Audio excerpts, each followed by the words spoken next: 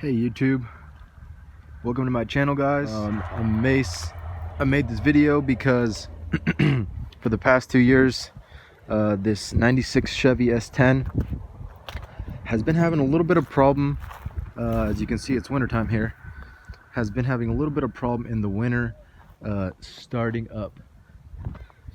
Okay, so with that being said, throughout most of the summer it would turn on right off the bat. So the issue I was having was it was cranking, but it wasn't starting in the cold mornings. There was a lot of things that I was reading about that it said because it was the moisture, it was the rain, it was this and that, and I was starting to believe all those things and forgetting about the absolute basics.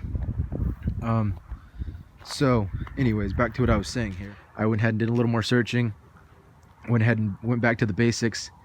And if you're having a cold start problem with your S10, or a problem with it, you cranking it 5-6 times and then it's starting, the weather is irrelevant. I was thinking it was because the cold, I was thinking it was because the rain, I was thinking it was the weather, I was thinking it was I don't know, some temperature sensor or something crazy like that. It is none of those. Okay, it is simply the fuel pump. And for $150-200, it's totally worth it because your vehicle's up and running, warm, cold, day, night, whatever. It was the fuel pump, folks. I've been dealing with this problem for the past 2 years. I really wanted to make this video for a while, but I needed to fix my problem before I could give you guys a solution. So if you're having this problem, like I had mentioned already 3-4 times, it is going to be your fuel pump. It is the fuel pump. I would go with that because like I mentioned, I've been dealing with this for 2 years. Problems with it, not starting in the cold or not starting when it's raining, whatever. It's all those are irrelevant. It is your fuel pump. I changed it yesterday. The way you do that, I'll give you guys a quick overview on how to do that real quick. So there's going to be four bolts along this side of the bed. You're gonna have 2 here right underneath there, and I'd go under there, but you guys, it's snowing and it's wet and everything, and you can have 2 at the end. Some people recommended you don't take the last 2 back here out, which would be this one and the one on the other side here. You take your first 3 out for sure. 1, 2, 3, 4. So people suggested you don't take this last bolt out. Guys, it's going to be hard like that. I would just take that last bolt out, honestly. It's worth it because you can have the bed, this part of the bed up all the way, and you're not struggling, you're not breaking your back and whatever. Some people suggest you don't take the last bolt out. I took all, so there's a total of 8. Okay, so there's 1, 2, 3, and 4.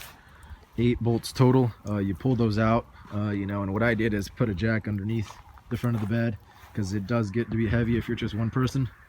You lift the bed up as much as you can. The fuel pump is actually going to be located on this side of the vehicle, right around here. It's going to be on your driver's side.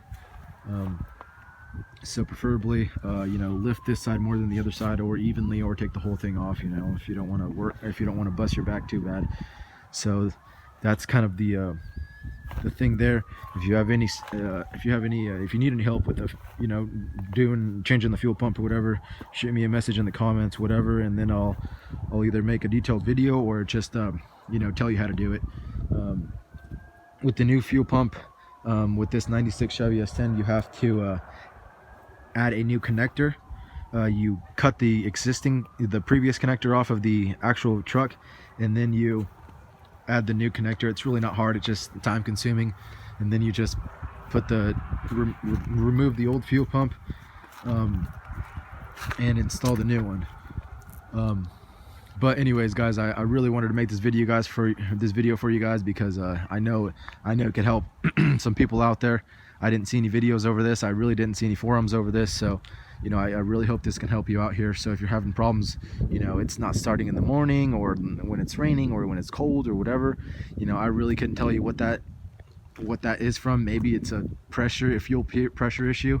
That's the only thing I could think of. But me being a non-mechanic, you would think that it wouldn't be relevant if it was, you know, cold, hot. You know, if you got a faulty fuel pump, it should be faulty all the time, day, night, cold, hot. You know, it should be faulty regardless of the weather, temperature.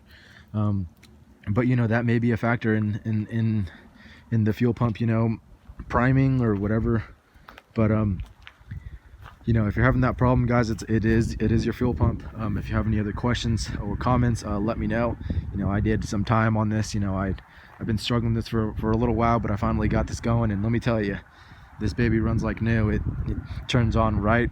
You know, we'll have how a regular vehicle should, and you know, it feels great when you run it. So you know, I think it's good for the vehicle, and you know, definitely good for me, being it is winter.